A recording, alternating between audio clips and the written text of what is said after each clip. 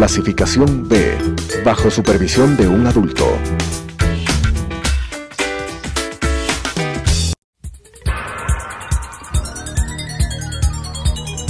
Las opiniones vertidas en este espacio por la producción y dirección del programa son de exclusiva responsabilidad de sus autores y de quienes intervienen en ellos.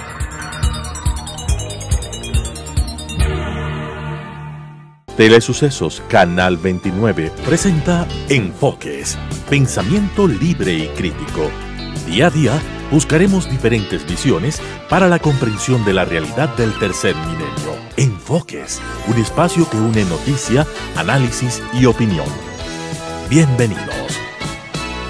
Gracias por estar con nosotros semana a semana aquí en Enfoques. El día de hoy tenemos como invitado al asambleísta Guillermo Celi. Él, como conocemos, es parte de SUMA y actualmente es parte de la Comisión de Desarrollo Económico de la Asamblea Nacional.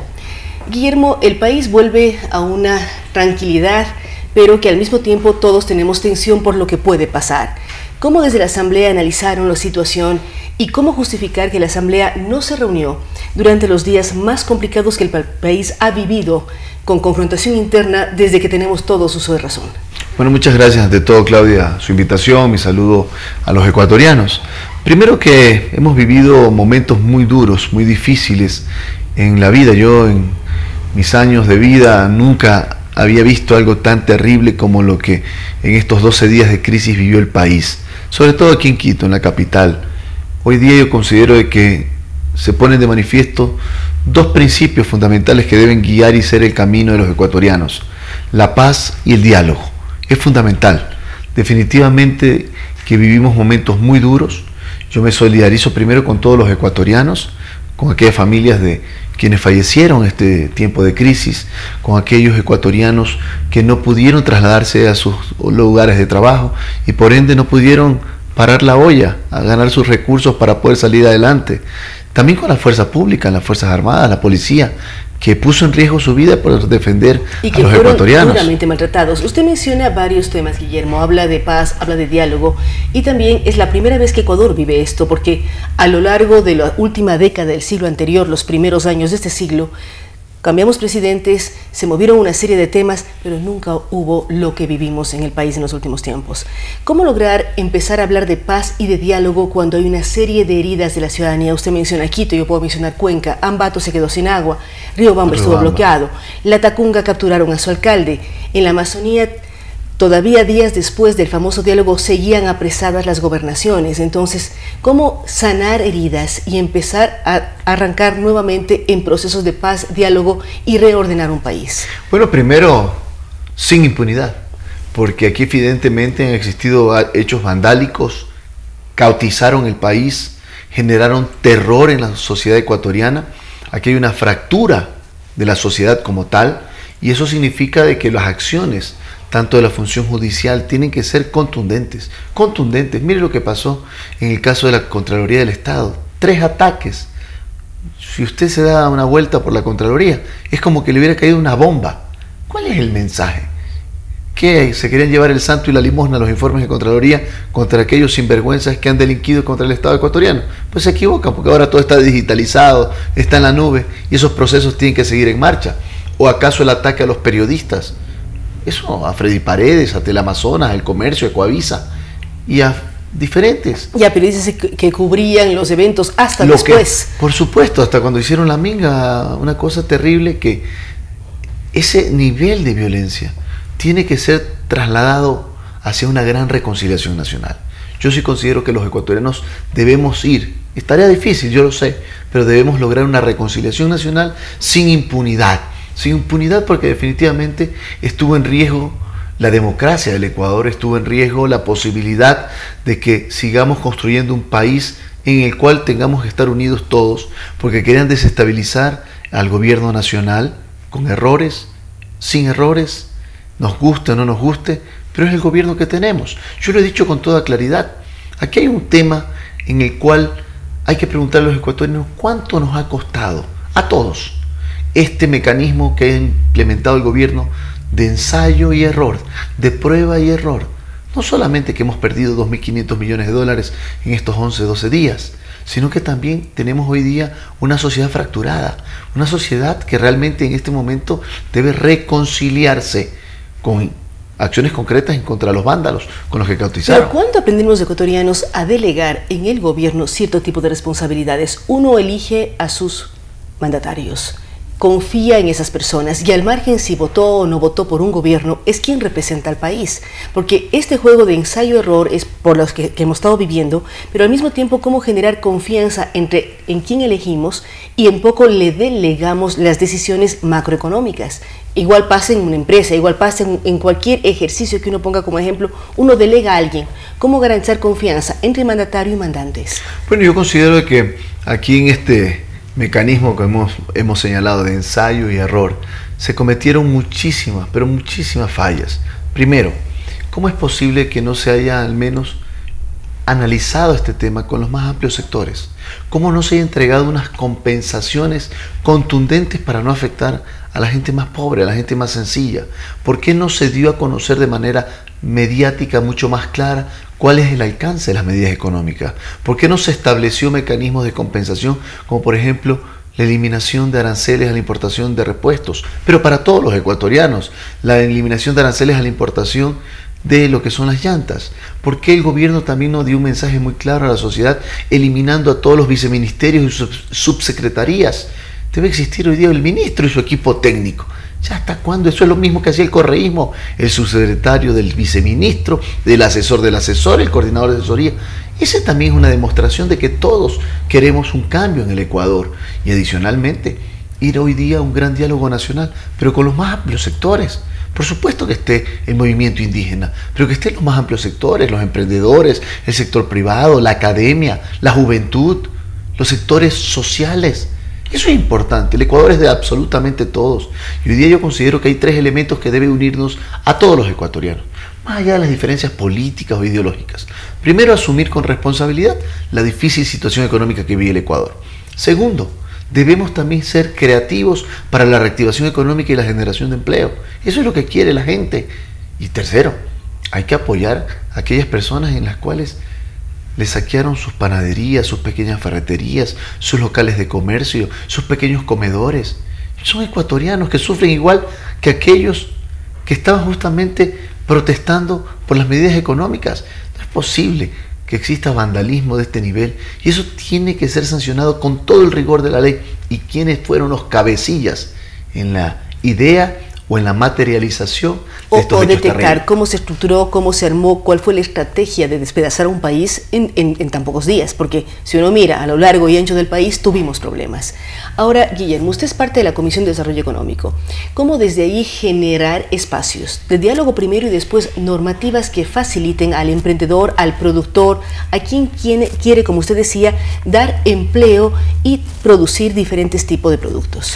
Mire, Claudia, hace poco, me parece un mes y medio atrás, aprobamos en la Asamblea Nacional una propuesta que realicé en el Pleno y le agradezco a mis colegas que apoyaron la propuesta, que fue la reforma al artículo 63 de la Ley Orgánica del Servicio de Energía Eléctrica y salió de la Comisión de Desarrollo Económico. ¿Cuál es el objetivo? Justamente ayudar al sector rural, ayudar a los campesinos, a los indígenas, a los montuyos, a todos los sectores del país, sobre todo el sector rural, para bajar el costo de la energía eléctrica en la ruralidad. En genérico, toda la ruralidad tendrá un costo diferenciado y menor de energía eléctrica que el resto de la zona urbana, con un objetivo, que quien está en la zona rural, quien realiza acciones de campo, tenga el beneficio para poder permanecer allá, para trabajar, para ayudarnos a los ecuatorianos a que tengamos los productos de primera necesidad, tengamos nuestros productos en el hogar. Eso es lo que se necesita. Y yo esta misma semana estoy planteando hacer el seguimiento. Ya implementó el gobierno esa ley que fue aprobada en la Asamblea, que el legislativo con el Ejecutivo en su actividad de colegislador envió sin ningún veto ese artículo 63. Entonces, lo que tenemos que hacer es que ese tipo de leyes que ya están aprobadas se ejecuten. ¿Cómo lograr este seguimiento legislativo luego de que son aprobadas, publicadas en el registro oficial y que ya entran a regir en todo el territorio nacional? Saber si fue buena, sacar un análisis, si la ley fue positiva, fue acatada, generó efectivamente cambio en los sectores involucrados. Bueno, yo considero que es fundamental crear la unidad de seguimiento legislativo. una unidad que permita hacer una evaluación. Esto ya existe en parlamentos como en Chile, para justamente analizar cuál es el impacto de la ley que aprobó el Parlamento. Si esa ley fue positiva, si esa ley se ejecutó, si hay que hacerle alguna reforma a la ley para hacerla más contundente en favor de la gente. Y en ese sentido yo considero que la Asamblea Nacional del Ecuador debe implementarse. Nosotros estamos incorporando lo que es este proyecto del Parlamento Abierto, que es muy positivo, pero esto dentro del Parlamento Abierto existe esta unidad de seguimiento legislativo, justamente como una unidad técnica de análisis, de investigación en torno al cumplimiento y a cuál ha sido el impacto de esa ley en favor, en este caso, de los ecuatorianos. Pero mire usted, tenemos una ley muy importante que seguramente esta semana entrante podemos tenerla ya lista para el segundo debate, que es la ley del emprendimiento. Una ley que va a permitir que lo que hoy día sucede, que 8 de cada 10 emprendimientos en los 3 primeros años fracasa. Eso no puede seguir Ecuador pasando es el país en el que Ecuador. Más emprende en la zona, pero el Al mismo grado de tiempo que más permanencia es muy bajo. O sea, hay emprendedores, hay buenas ideas, pero no logran concretarse en el largo tiempo. Por varias consideraciones. Primero, porque el crédito que se entrega al emprendedor en el Ecuador es muy caro, a muy corto plazo. Entonces, ¿qué estamos estableciendo? Que una tasa de interés para el emprendimiento no supere el 5%, porque si supera ya el 5%, realmente el emprendedor no puede salir. Ampliar el plazo en cuanto al pago de este crédito y adicionalmente crear unas especies, unos fondos que permitan, o capitales de emprendimiento que permitan ser viables para la gente que está emprendiendo, ayudando también el tema de la tramitología, porque un emprendedor... Así ya queríamos decir, ¿qué hacemos con la tramitología? Uno tiene que pasar horas de horas. Muchas empresas dicen que tienen una persona delegada para que esté en el servicio de rentas, otra en el Ministerio Laboral, otra en los trámites municipales. Es decir, ¿qué hacer para que exista una ventanilla única? No sé si es factible, en donde un emprendedor consiga sus permisos y arregle toda su situación jurídica, legal, tributaria, todo lo que tenemos Justamente pendiente. Eso es lo que estamos considerando, tener la ventanilla única en los gobiernos autónomos descentralizados, municipales, en las alcaldías, para que quienes quieran emprender en esa ventanilla única sea todo lo contrario de lo que pasa ahora, no que el emprendedor tenga a alguien para que haga únicamente esas labores en cualquier entidad pública, sino al revés, que la entidad pública tenga una ventanilla única en favor de los emprendedores. Y también, ¿qué pasa con emprendedores que no fueron exitosos y quieren cerrar la pequeña empresa que formaron? Casi es imposible, Guillermo, cerrar una empresa en el Ecuador. Bueno, ahí se está analizando y se ha incorporado lo que son las quiebras de buena fe, porque también hay que ayudar, hay que aportar a aquellas personas que no les fue bien, no porque hicieron algo malo, sino porque lamentablemente no generó ese nicho de emprendimiento, algo positivo para poder continuar con la misma actividad. Ahora bien, aquí hay dos elementos fundamentales: un apoyo en cuanto a poder planificar el emprendimiento y que ese emprendimiento sea solvente justamente para lo que quiere quien quiere emprender, o sea, que pueda tener capacidad de salir adelante. Además que haga un estudio de mercado, vea si su idea va a ser exitosa o no va a ser exitosa. Y que no todo el mundo haga lo mismo, porque también a alguien le va bien, todo el mundo quiere hacer lo mismo. Como ejemplo en Quito y en el país los famosos food trucks, que de pronto fueron muy exitosos, pero de pronto todo el mundo hizo lo mismo y ya dejaron de funcionar. Entonces, justamente eso es lo que tenemos que hacer. Ese es un tema muy importante y positivo. De ahí es importante también señalar que hoy día la Asamblea se lleva adelante una acción que debe ser importantísima en favor del medio ambiente. Justamente ahora que se discutía el tema de la eliminación de los subsidios a lo que son los combustibles fósiles. ¿Qué hacer?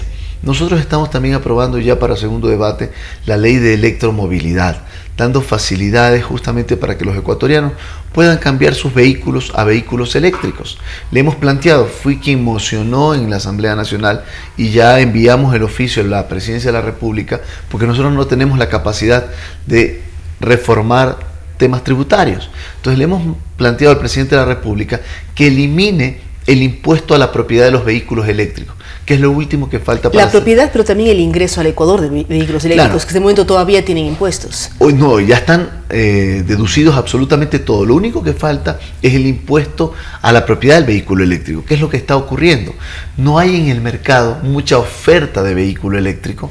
¿Por qué? Porque faltan las electrolineras, porque hay un tema en cuanto a cómo puede usted darle carga al vehículo eléctrico. Entonces, ya se están empezando a construir las electrolineras. Los millennials, la gente más joven, que ya tiene su empleo, su emprendimiento, quiere tener un vehículo para movilizarse, pues bueno, y ellos estarían gustosos de que ese vehículo sea eléctrico. Ahí tienen un buen objetivo. Pero también el vehículo eléctrico de lo que es transportación masiva, los buses. Guayaquil tiene ya un ejemplo muy positivo de buses ya eléctricos. Es lo que debe ser. El otro día conversábamos, que fue a la Comisión de Desarrollo Económico, uno de los gerentes de las compañías que proveen estos buses eléctricos. Realmente que es interesantísimo, por ejemplo. Yo soy el autor de la Ley de Polos de Desarrollo Económico y justamente hablábamos, la Ley de Polos de Desarrollo Económico es una ley que va a permitir la inversión y que ya permite. Lamentablemente el gobierno no le ha dado la importancia que tiene para incentivar la inversión nacional y extranjera en este tipo de inversiones, como por ejemplo, exoneración de 15 años de impuesto a la renta a todo tipo de inversiones. Poder, imagínese usted, incorporar en el Ecuador una fábrica de producción de vehículos eléctricos. Tiene este tipo de exoneraciones. Y eso ya está dado y está... Ya está aprobado desde el mes de febrero de este año, publicado en el registro oficial. Entonces, ¿por qué no incentivar a la inversión extranjera a que venga al país a poner este tipo de fábricas que permitan que se puedan ensamblar, se puedan producir los vehículos eléctricos, los buses en el Ecuador? Ya hay países que lo están haciendo. Chile tiene un gran emprendimiento al respecto y se prevé, por ejemplo, Alemania, que hasta el año 2030 en Alemania, todos los vehículos en Alemania tienen que obligatoriamente ser eléctricos. Mire hacia dónde va el mundo. Esto no se trata de inventarse el agua tibia, hacer bien lo que están haciendo bien otros países. Y este es un ejemplo clarísimo. El tema del emprendimiento puede ser... Erradicaríamos los líos de quitar subsidio, no quitar subsidio a los combustibles, porque ya un gran porcentaje debería ser vehículos eléctricos. Exactamente, vamos a ese proceso de justamente tener vehículos eléctricos y ya el día de mañana, cuando usted se dé cuenta, se ha cambiado toda la mecánica de la transportación pública y privada a vehículos eléctricos y no vamos a necesitar las energías fósiles que también le hacen un grave daño a lo que es el ambiente y la naturaleza en el mundo. Retomando el tema de la ley de emprendimiento que está en proceso, falta el segundo debate para que ya pueda convertirse en ley. ¿Qué otros temas están topando? ¿Cómo premiar al emprendedor? ¿Qué garantías tiene uno de emprender y tener un apoyo en el Estado, ya sean créditos, que usted ya mencionó, pero también la parte laboral? Estamos pendientes del decreto económico urgente que debería llegar a la Asamblea. ¿Qué pasa con todos estos procesos? Vemos que están sentados sindicalistas con el gobierno chequeando las reformas al tema laboral. Bueno, yo considero que es importante, por ejemplo, para los emprendedores, establecer un mecanismo que el contrato aprueba para el emprendimiento, única y exclusivamente para el emprendedor, pueda durar hasta 3 años. Ese es un mecanismo también de apoyar a que el emprendedor pueda poder emprender. Y usted hablaba de millennials, que trabajo por horas, teletrabajo, todos esos puntos que... Un joven estudiante que puede trabajar un par de horas y puede estudiar al mismo tiempo, es lo que quiere la juventud hoy día. Hoy día 5 millones de ecuatorianos no tienen empleo.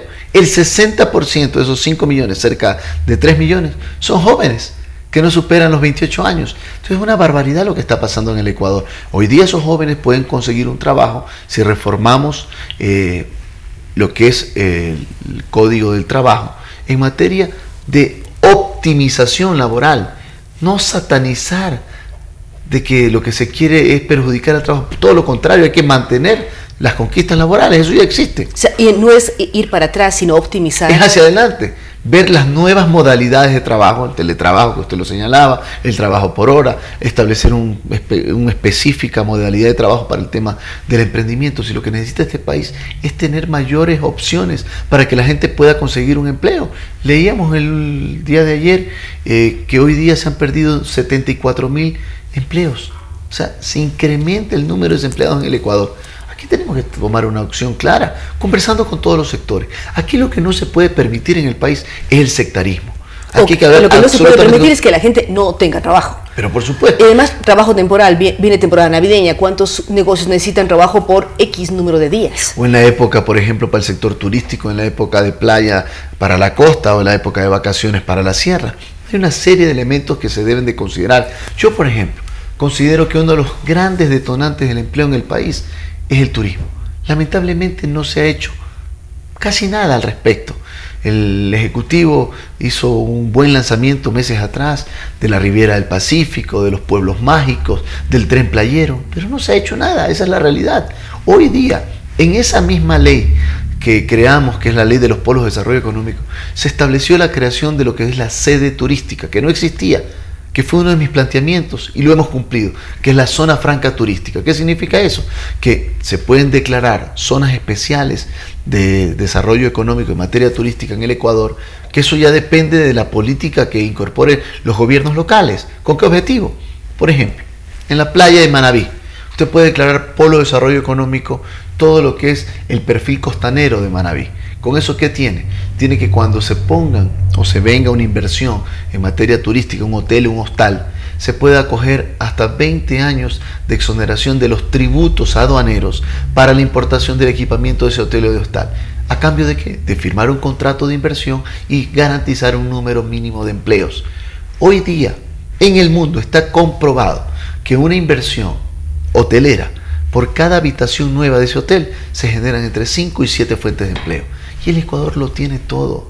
Tiene costa, tiene sierra, tiene Amazonía y tiene Galápagos. Pero también hay que trabajar en una nueva forma de capacitar a los ecuatorianos. El tema educativo.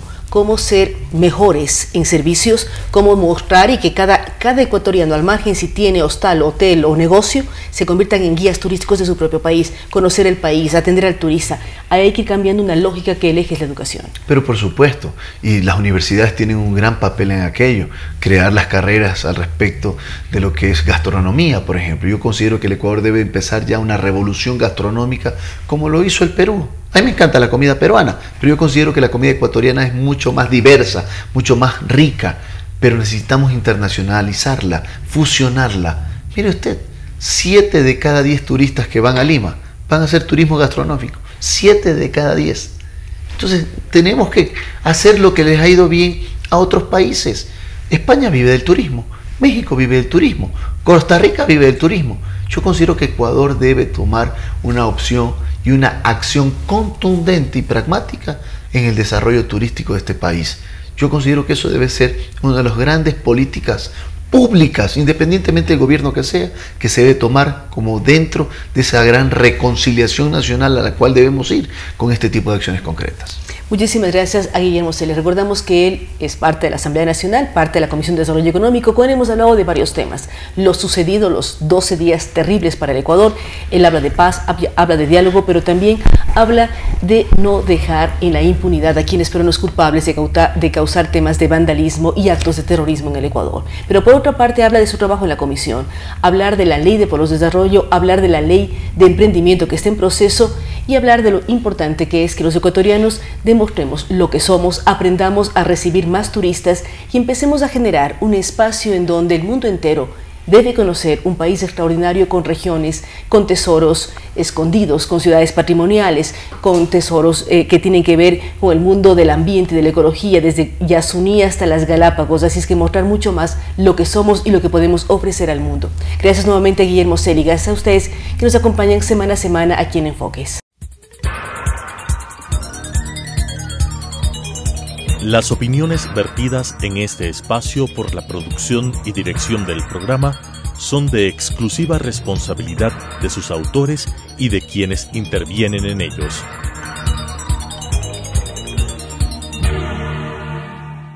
Telesucesos Canal 29 presentó Enfoques, pensamiento libre y crítico. Día a día buscaremos diferentes visiones para la comprensión de la realidad del tercer milenio. Enfoques, un espacio que une noticia, análisis y opinión.